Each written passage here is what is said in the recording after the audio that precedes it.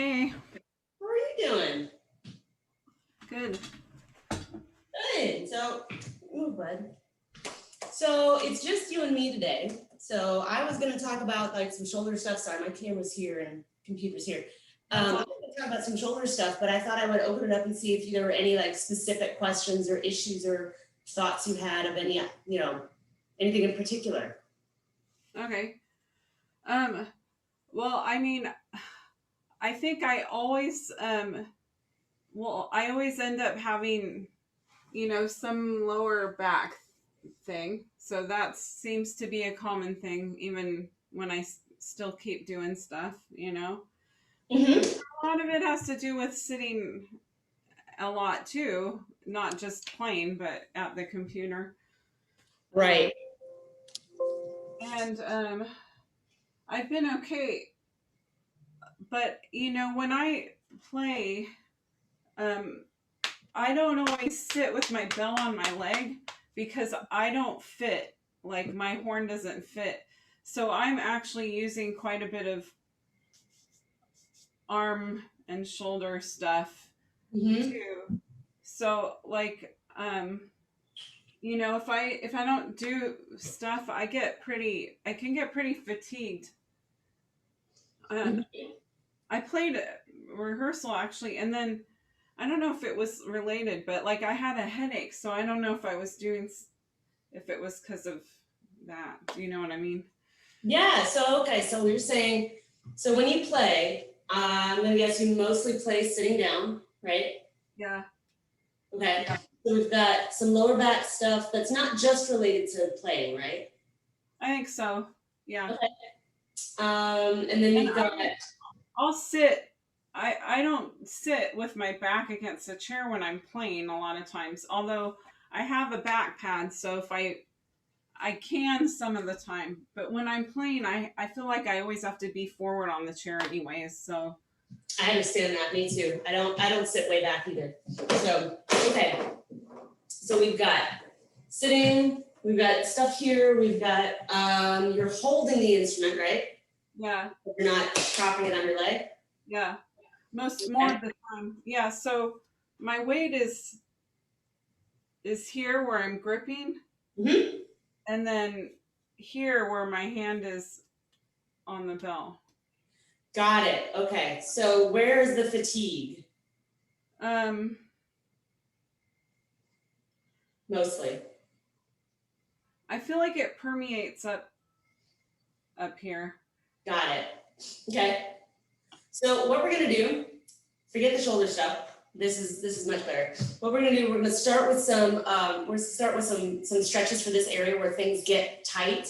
We're gonna do Okay. some activation for that area so it doesn't tend to get so tight. Okay. So and then also we'll do some core low back to get rid of that. And these are all gonna be basics that are in here. I'm Okay. pointing at my book. You can't see When I it. when I do this, Mm-hmm. this when you were talking about shoulders, are you talking about here? Because I still get fatigue there. Does that make sense? No, this would be upper back is what I was thinking. So I was thinking actual shoulder. Oh, So we're gonna address that. So first thing with all of that, what we're gonna do a upper trap stretch and okay. then some chin tucks. We're gonna do a serratus activation and a scarecrow. I'll show you the variation. And we'll do something for here and we'll end with arm stuff. Because when you play, let's see. Probably bicep gets tired, I'm gonna guess. On the right side, we're holding in the bell. Yeah. Yeah. Give me 1 second. I'm gonna write this down.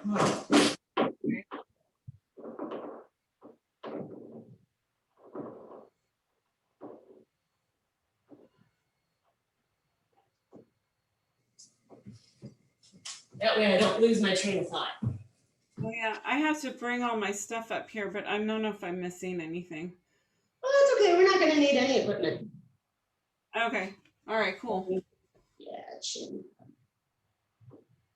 When my kids are home during the summer, it kind of changed. I mean, they've been home all year, but like now they're not in their room.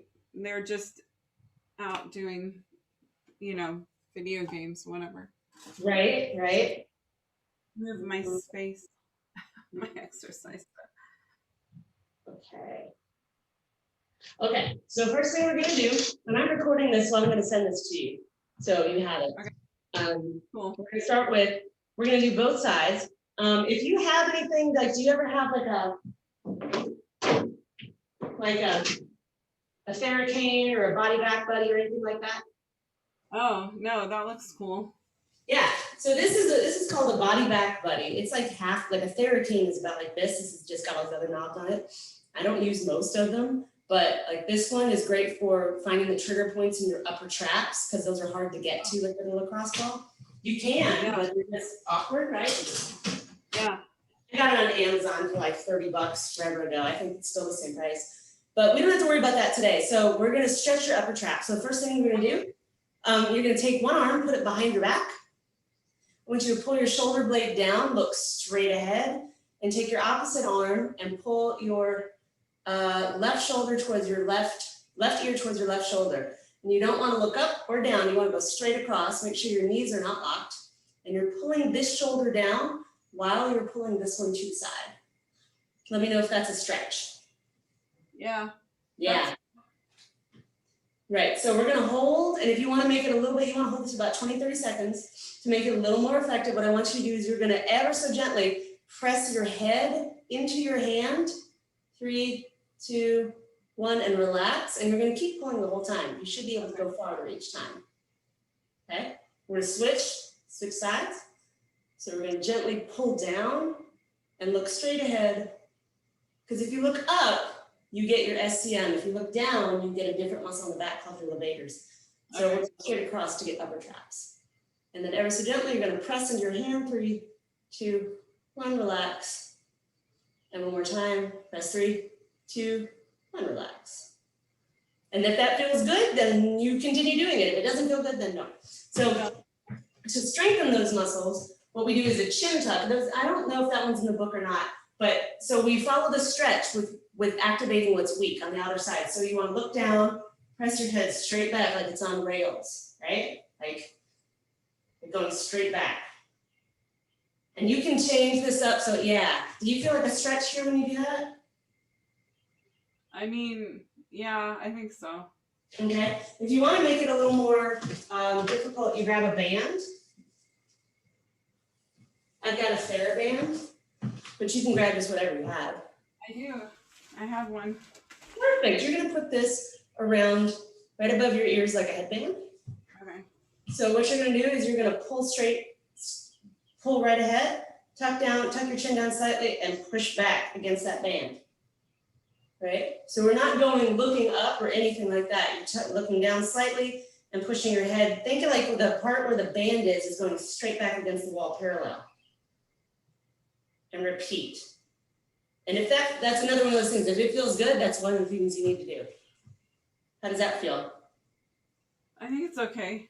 Yeah, I mean, like I can feel it. It doesn't hurt, so.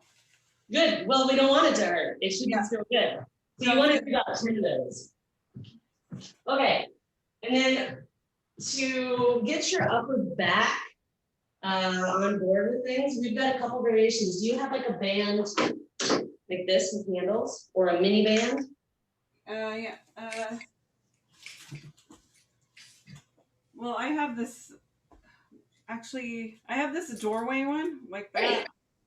That'll work. Okay. I have another one, but I didn't bring it up. This is one I didn't put in the book. This is an exercise for your serratus anterior. Serratus anterior are these finger-like muscles right here. Okay. You can't see them, but like on the little muscle dude, they show up pretty well. What they do, where's my muscle guy? Oh, it's too small, but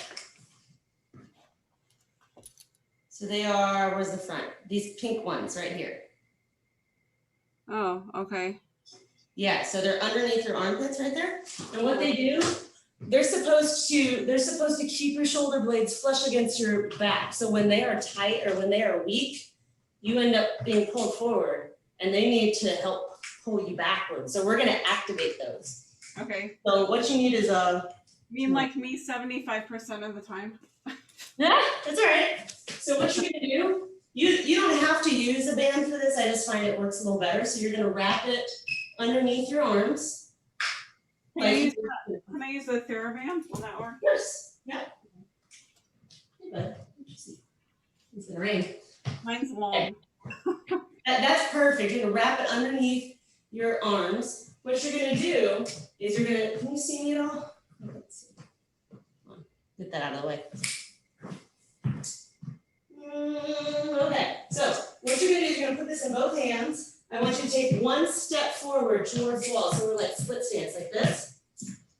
Leaning into the wall.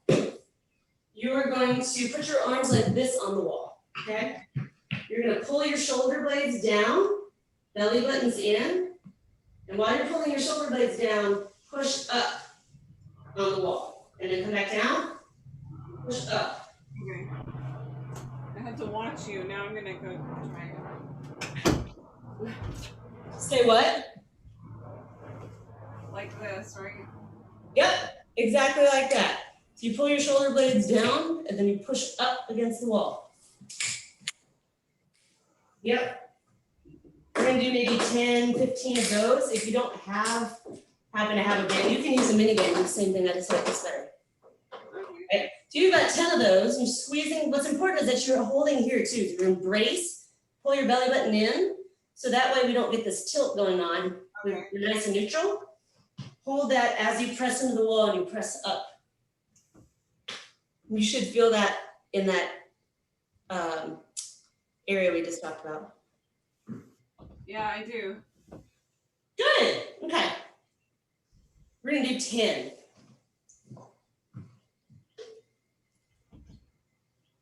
Oh shoot, it's raining. I might have to go close the windows real quick. All right, be right back. I gotta go and close windows. So if you happen to have, there's another version of this that you can do.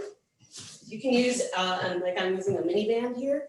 You can do the same thing if you happen to not have a TheraBand or whatever. What you do, you put it around your wrist, same thing. You pull those shoulders down, belly button's in nice and strong, pull the shoulders down, go up against the wall. So it's the same exact thing we just did. Okay. Just a different variation, depending on what you have.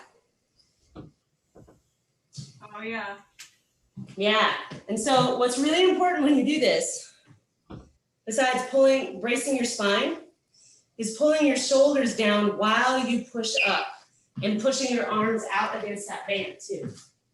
Okay, yeah, I can feel that. Yeah. Yeah. Okay. So those are the ones we would do in order, and then we're gonna go from there to we're doing something called a scarecrow. I think in the book I have something called a prone T. Yeah. Have you tried those? I've done them before, like Okay. yeah. Did they feel like they were effective? Yeah. Okay, so this is another variation of those, because prone T's really get these muscles in between your shoulder blades are called your rhomboids, and they bring your shoulder blades together. They help you squeeze your shoulder blades together. So when you're doing prone T's, again, it's the same thing. You always want to pull your belly button in like someone's gonna punch you, right? When you hinge from the hips, you keep your spine neutral, and you hinge, squeeze your shoulders back, and then you come up into a T, not a V, but a T. And your goal is to go against gravity, so you're trying to be parallel with the floor and the ceiling. Yeah, and you squeeze your shoulder blades the entire time and turn your hands this way. So thumbs are pointing towards the ceiling. Okay. And are your shoulders away from your ears? Yes. Perfect. Okay, so we're gonna do a variation on this. The variation is called the scarecrow. It looks really similar. So instead of coming out, when you stand up, you're gonna look like this. Okay. What you do, again, belly button's in, nice strong, like someone's gonna punch you. You're gonna hinge, roll your shoulders back, bring your arms up and out to the side, like from your elbows down doesn't exist. Okay, you're gonna squeeze your shoulder blades together the whole time. Now, if you stand up and your arms are down, you're gonna look like this. They need to be straight out like you've got a broomstick holding your arms, exactly. It's gonna feel like this is too high. That's how you know you're doing it right. You're not coming up here, but we're coming straight out. Which, this feels natural, this feels unnatural. But you should feel it all right through here. So we're gonna do 10 of those, okay? So we're gonna roll back, brace, come up and hold, then down, 2, 3. Come up and hold, and you're squeezing your shoulder blades the entire time. 2, 3. And you wanna keep a neutral spine. So if you look at yourself in the camera, you should have from butt to head is more or less straight. So we're not looking up, we're not hunching forward, right? So that's your cue. So squeeze, roll, and up, hold, and 1, 2, 3. That's 3, we got 7 left. This should feel good on your upper back. And this is 5. That looks silly, but it's really effective. Yeah. And up, 1, 2, we got 2 more, 9. And make sure, let's do a form check. Are you here or are you here? Or are you here? Looks kind of like here, right? So if you come straight out and then let your arms hang, right?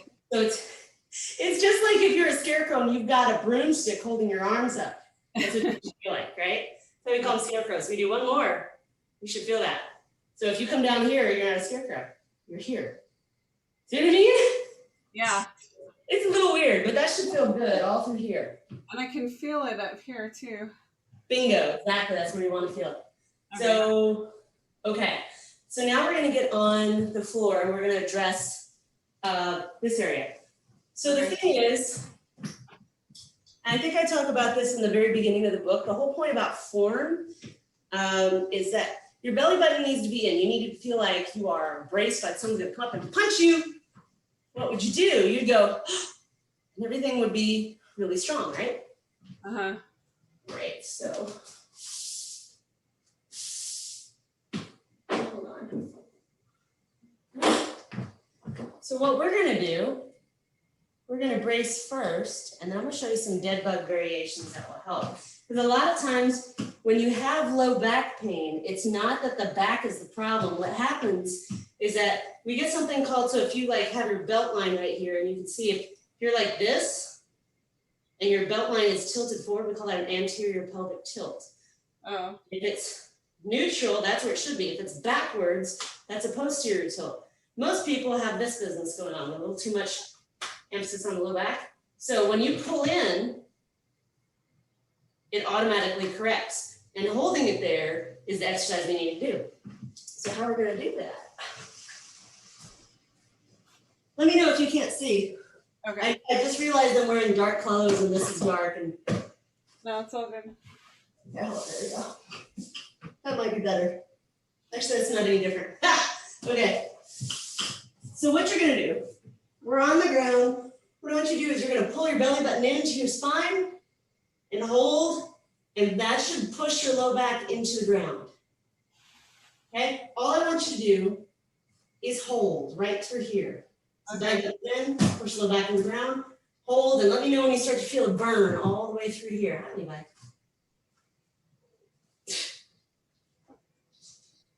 Yep, do you feel anything yet? I feel in my back, but. Yep. So it's not just a tilt, like you can just tilt and hold that, but we're actively getting these muscles here to pull your low back into the ground by pulling your belly button into the floor. Yeah. Yeah.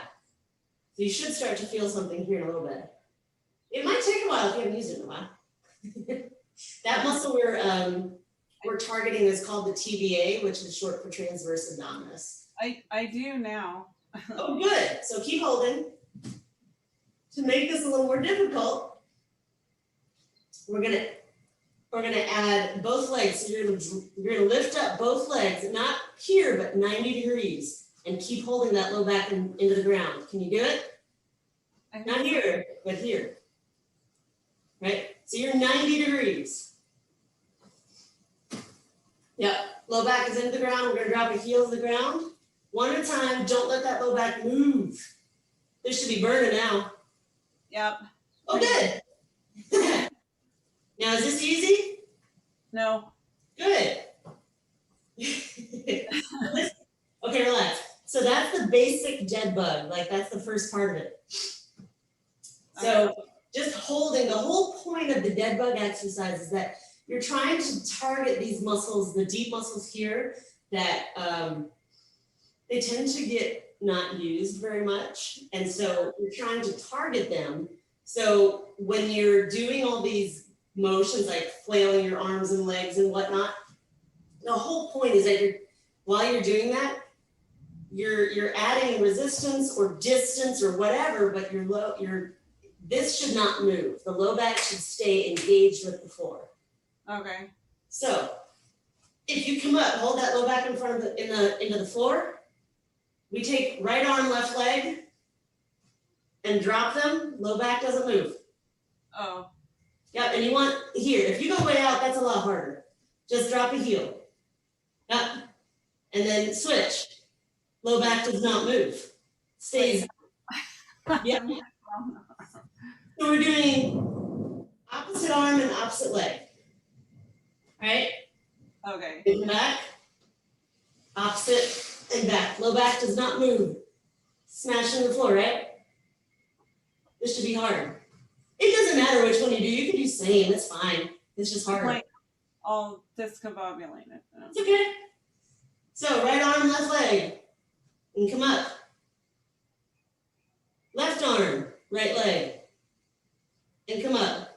Repeat. The whole point is that you look like a dying cockroach, and it should be hard because you're flailing back and forth, and your low back is not moving. You're still holding here.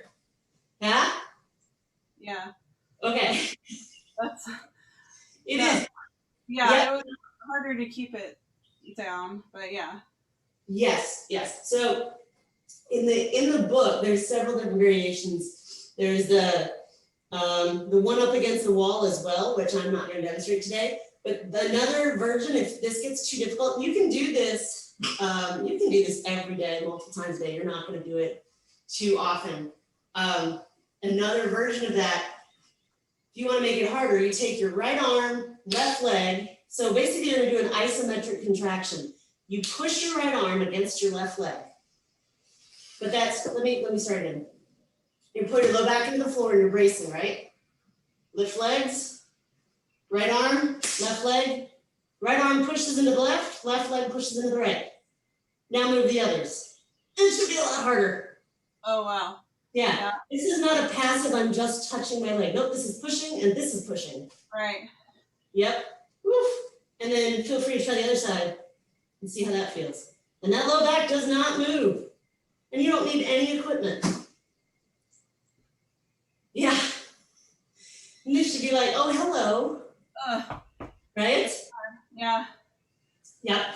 Now, do you happen to have like a lacrosse ball or anything? I have I can go get a tennis ball.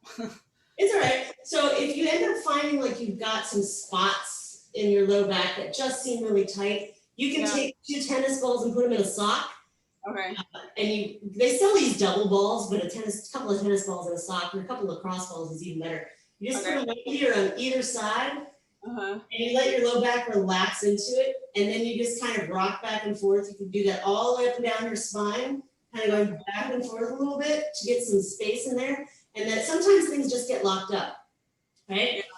Another version, if you've got like, depending on why you have low back pain, there are a lot of different reasons.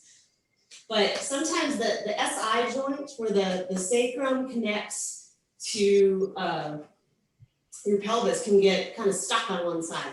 So something that you can do is that you stay in this position, and what you do is you push one knee forward, pop, and then the other knee forward.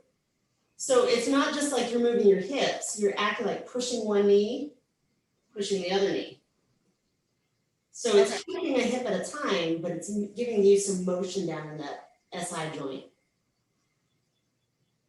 Mm-hmm. You should feel that right here. Yeah. Yeah. Oh, wow.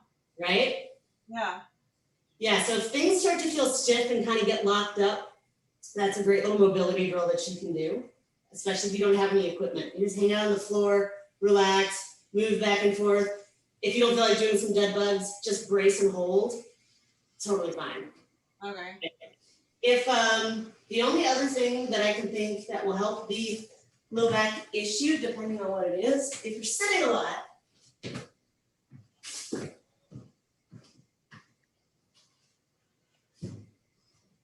if you have a foam roller, this will help a lot. Oh, I do. Yeah. You probably need to roll out your glutes. Okay. And not your entire glutes, but namely the piriformis, which is that deep muscle on the inside that squishes your sciatic nerve. So what happens is that, so if you sit on it and you lean to one side, you want to like roll one butt cheek at a time, just looking for tender spots. Okay. Oh, Yeah. Yeah. When you find one, you want to hang out on it. Okay. Ooh. Oh, God. Yeah, where do you feel that? Just, I mean, it's like right in the middle of it, right? That would be your piriformis. If you feel, especially if you feel any kind of radiating pain kind of down your leg a little bit, either right in the middle, like right there, that's what I feel, or closer to the joint is where you'll feel stuff, usually. Yeah, I both, really. Yeah. So you just want to hang out here 30 seconds or until the pain level goes down. Because on a 1 to 10 pain scale, you never want it to be above a 7. Okay. If this is super painful, get off it. Yeah. Yeah, you can also lift your leg up if that, to me, that makes it less painful. For some people, it seems more intense. To me, it's less. Oh, no, that's worse. Maybe it's less, it's not as bad. So I don't get it. I don't know why I'm the opposite, but yeah. Then we try the other side. Okay. Oh. Yeah. That So one? the progression from this, as you're working this out, this muscle will pull on your low back. So you can feel a lot of pain. So you roll it out, starting with both feet on the ground. The progression when that gets easy is to lift a leg. The progression when that gets easy, extend that leg, reach, and pull across. And you're still leaning to the side that you're rolling. So if I'm rolling my right side, that's the leg that's up, and you pull across your body. So that really stretches out. I've done those on the floor where you sit and do that kind of. Right. So this is actively stretching that piriformis while you're pressing on it. Okay. Which would be, no. It's not a twist. We're not twisting the low back. It's totally different. It looks the same. Okay. Yeah, you're leaning on your left side, right? Yeah. Yeah. So you find that spot, and then you take your right hand and pull your left knee towards your opposite shoulder. Okay, got it. Yeah. So it looks similar, but it's not the same. And you just hang out there until it feels better. Or until you can't stand it anymore. Okay. Oh, that's good. Yeah. So let's see. And in the book, I put the 2 90-90 stretches. There's 2 versions. It really just depends on whichever one feels better to you is the one you want to do. 2 versions, and it's like yoga, but not quite the same. So you're like, oh, it's like pigeon pose, sort of, but not the same. Pigeon, is like this. We're not trying to get that area. We're trying to get this area. So if you put one leg out 90 degrees, the other out 90 degrees like that, you want to lean towards your foot. This is easy. This is not. Okay. Right. So you might find that gets this more than your rear end. Yeah. So the other way to do it is to cross one leg over like that, reach through and pull. Oh yeah, these things. Exactly. Isn't it great? Yes. Yeah. So to make this one more effective, what you can do, you're going to keep pulling your hand. With your hands, you're going to keep pulling your leg towards you. Okay. But then, like we did with the upper traps, you're going to ever so gently push your leg against your hand, like no more than 10%. Okay. Like 3 seconds while you're still pulling. 3, 2, 1, relax. And you should be able to go a little farther each time. Oh, wow. Okay, yeah. Yeah. That's called PNF stretching, which is really kind of fun. Yeah. What you're doing is you're helping your body overcome its natural stretch reflex faster. Oh, okay. Yeah, so you don't have to hang out so long. Okay, so last thing, you mentioned that when you play, you tend to get fatigue in the arms and the shoulder and the upper back, right? Yeah. Okay. I mean, I've been doing stuff, but I haven't been consistent too, and that doesn't help. But and just not going and I mean, I've got more stuff now, but I was used to using some of the machines in the gym, and whatever. So I don't want to have to rely on that either. So Right. Okay. So let me think here. If you're holding your horn, like you're holding, let me think here. You're holding it with your right arm. So like this, right? The bell is resting in this hand, so this has got to be strong. And then also here. So we're gonna say biceps and shoulders have to be strong, right? Also core has to be strong so you don't transfer stuff. yeah. Right? Okay. So do you have any dumbbells? Yeah. Cool. So what we're gonna do, you can either use dumbbells or you can use a band. Doesn't really matter. But I'm gonna grab some tens. What we're gonna do some bicep curls, but we're gonna do them a little differently. Okay. So if you grab the dumbbells, right, so you're gonna pull your belly button in, just like we're doing dead bugs. You're gonna brace, lock those elbows into your sides, and then I want you to come up, hold, and down. 3, 2, 1. And then I want you to switch this way. Up and hold, and down slow. 3, 2, 1. And then repeat. Up and hold. And we're not swinging at all, so there's no momentum here. The more time under tension you have, the more endurance we're gonna get, right? And come up and hold. Notice I've got these locked into my sides as well. 3, 2, 1, right? Up and hold, right? How much are those weights? These are 3s. I probably could do 5s. I bet you could. I'll switch. Let me switch. The problem is when your weights are a lot lighter, you have to do a lot more. You have to slow it down way more. And so it takes forever, it seems like, to get to the desired effects. So you're gonna hold and down 3, 2, 1. And don't let your shoulders come forward either. Your belly button's in, squeezing your shoulders back and squeezing those elbows in. So the back should not be arching at all, right? Okay. Yep. So if you're unsure, squeeze your butt. That'll make sure you're good. Okay. And now come up. Let me know when this starts to burn. I've got 10, so I'm already burning. Whew. It is a little bit now. Not really. 5s. 3, 2, 1. Come up, hold. And 3, 2, 1.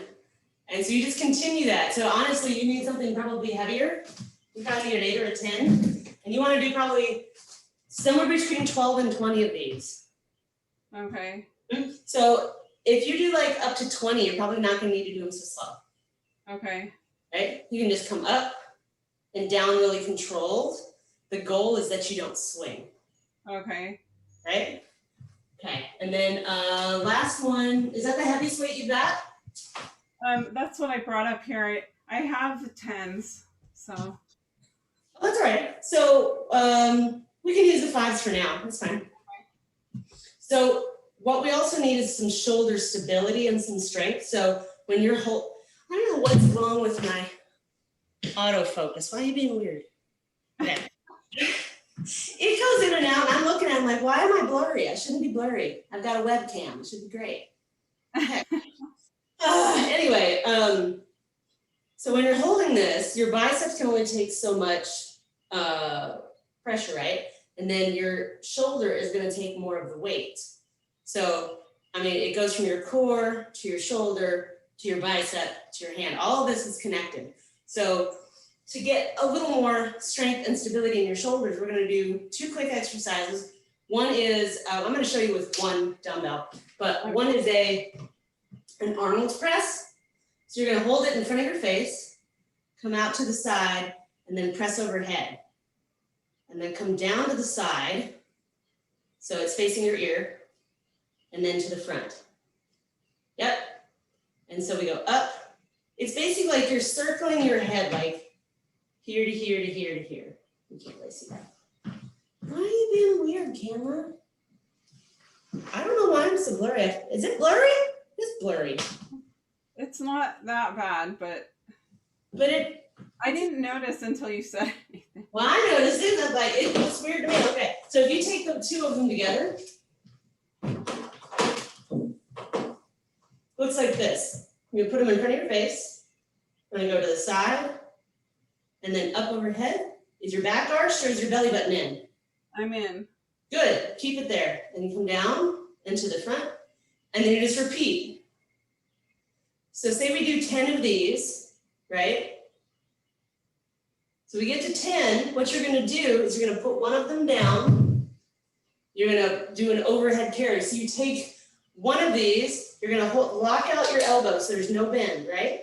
You lock it out, you sink your shoulder down into the socket. So we're not doing this at all. Very important that this is straight, okay? So lock it, sink it, brace, and I want you to go for a walk. Elbow should be straight, lock it out, lock it out. No bend in that elbow, otherwise it completely defeats the purpose. If you're like this, that's bicep. Nope, lock it. Yep, and then sink it so it stays.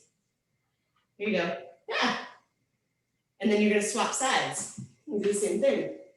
So again, really important it stays locked, and then you sink that shoulder down into the socket and hold it. Lock it, lock it. Yep, and then you go for a walk. The walk is just challenging you because it's, it wants to move all over the place, right?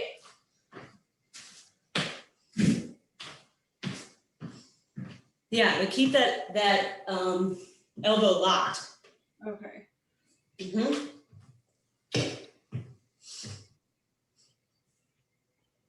Oh yeah, it wants to move. Yeah. So it's basically you're challenging your shoulder by keeping it stable because it wants to go here, and then you want to bend your elbow so that that transfers the weight to muscles that are already overactive. So if you bend your elbow, that means that you really don't want to do this. Okay. And target the weak muscles. You do want to do it. Your body doesn't want to do it because it's like, no, this is weak. I don't like this. I'm going to go where it's strong. Nope. So adding those, the only other thing that I think would be helpful for here, if you want to do something with equipment, do you have a band that you can attach to something like this?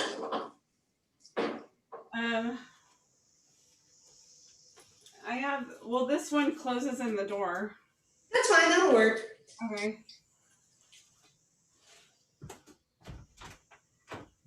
If you want to hook it, can you hook it to the top of the door? Yeah, I mean, it'll. Yeah. I'll show you why.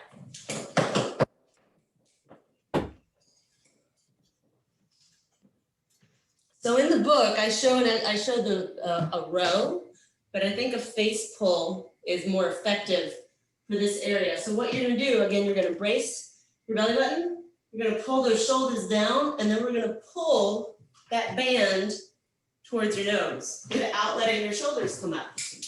So you can't get the right angle, you might have to kneel, but belly button's in, roll those shoulders back. I'm not shrugging, but it's like I'm pulling my elbows diagonally back, and you're squeezing your shoulder blades the whole time. Okay. Okay. That's called a face pull. That's one of my favorites. Yep. So you roll your shoulders back and bring your elbows up and out, like we're doing a scarecrow again. Yep. Like that. Mm-hmm. Or you're conducting. So bring your shoulders down away from your ears, pull your shoulders towards your pockets, and bring your elbows up. Bring your shoulders down and your elbows up. Good. You're doing this, which feels normal. We're doing down and the elbows are up. So we're coming like this. Okay. Yeah, it's gonna feel real weird.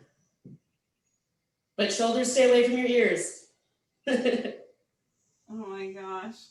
Yeah, your shoulders do not want to stay away from your ears.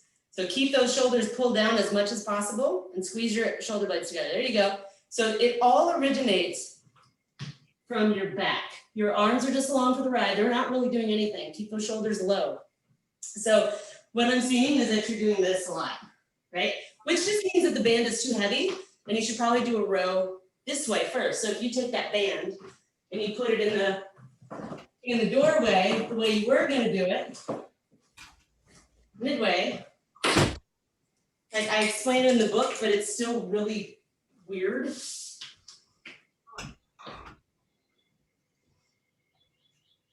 So to do a row, you roll those shoulders back and down always. Belly button's in always, because those are the basics of form. You want your spine to be braced always, right?